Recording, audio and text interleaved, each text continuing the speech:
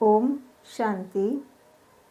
यह मनुष्य सृष्टि प्रकृति पुरुष का एक अनादि खेल है।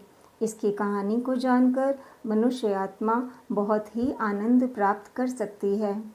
सामने दिए गए चित्र में दिखाया है कि स्वास्तिक सृष्टि चक्र को 4 बराबर भागों में बांटता है। सतयुग, त्रेता, द्वापर और कलयुग। सृष्टि नाटक में हर एक आत्मा एक निश्चित समय पर परमधाम से इस सृष्टि रूपी नाटक के मंच पर आती है। सबसे पहले सतयुग और त्रेता युग के सुंदर दृश्य सामने आते हैं और इन 2 युगों की सुखपूर्ण सृष्टि में पृथ्वी मंच पर एक आदि सनातन देवी देवता धर्म वंश की ही मनुष्य आत्माओं का पाठ होता है और अन्य सभी धर्म वंशों की आत्माएं परमधाम में होती हैं। अतः इन 2 युगों में केवल इन्हीं 2 वंशों की ही मनुष्य आत्माएं अपनी अपनी पवित्रता की स्टेज के अनुसार नंबरवार आती हैं। इसलिए इन 2 युगों में सभी अद्वैत और निर्वैर स्वभाव वाले होते हैं। द्वापर युग में इसी धर्म की रजोगुणी अवस्था हो जाने से इब्राहिम द्वारा इस्लाम धर्म वंश की, बुद्ध द्वारा बौद्ध धर्म वंश की और ईसा द्वारा ईसाई धर्म की स्थापना होती है। अतः इन 4 मुख्य धर्म वंशों के पिता ही संसार के मुख्य एक्टर हैं और इन 4 धर्मों के शास्त्र ही मुख्य शास्त्र हैं। इनके अतिरिक्त संन्यास धर्म के स्थापक शंकराचार्य, मुसलमान मोहम्मद, धर्म वंश के स्थापक मोहम्मद तथा सिख धर्म के संस्थापक गुरु नानक भी इसी विश्व नाटक के मुख्य एक्टरों में से हैं। परंतु फिर भी मुख्य रूप में पहले बताए गए 4 धर्मों पर ही यह सारा विश्व नाटक आधारित है। इन अनेक मतांतरों के कारण द्वापर युग तथा कलयुग की सृष्टि में द्वैत, लड़ाई झगड़ा तथा दुख होता है।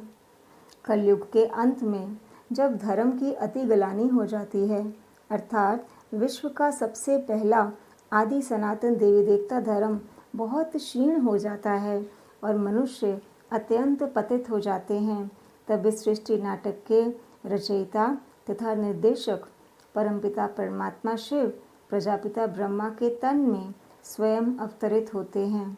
वे प्रजापिता ब्रह्मा द्वारा मुखवंशी कन्या ब्रह्मा कुमारी सरस्वती तथा अन्य ब्राह्मणों व ब्राह्मणियों को रचते हैं और उन द्वारा पुनः सभी को अलौकिक माता पिता के रूप में मिलते हैं तथा ज्ञान द्वारा उनकी मार्ग प्रदर्शना करते हैं और उन्हें मुक्ति तथा जीवन मुक्ति का ईश्वरीय जन्मसिद्ध अधिकार देते हैं।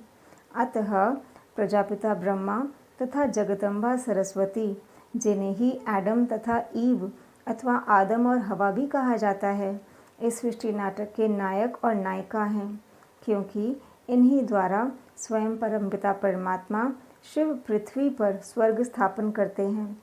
कलयुग के अंत और सतयुग के आरंभ का ये छोटा सा संगम अर्थात संगम युग जब परमात्मा अवतरित होते हैं, बहुत ही महत्वपूर्ण है।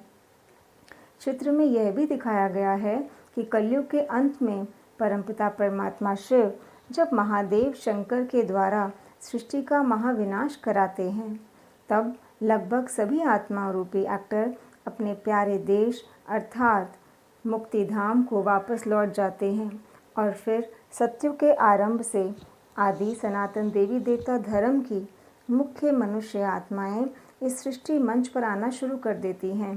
फिर 2500 वर्षों के बाद द्वापर युग के प्रारंभ से इब्राहिम के इस्लाम घराने की आत्माएं, बौद्ध धर्म वंश की आत्माएं, ईसाई धर्म वंश की आत्माएं अपने अपने समय पर सृष्टि मंच पर फिर आकर अपना अपना अनादि निश्चित पाठ बजाते हैं और अपनी स्वर्णिम रजत, ताम और लोह चारों अवस्थाओं को पार करती है। इसी प्रकार यह अनादि निश्चित सृष्टि नाटक अनादिकाल से हर 5000 वर्ष के बाद हूबहू पुनरावृत्त होता ही रहता है। ओम शांति।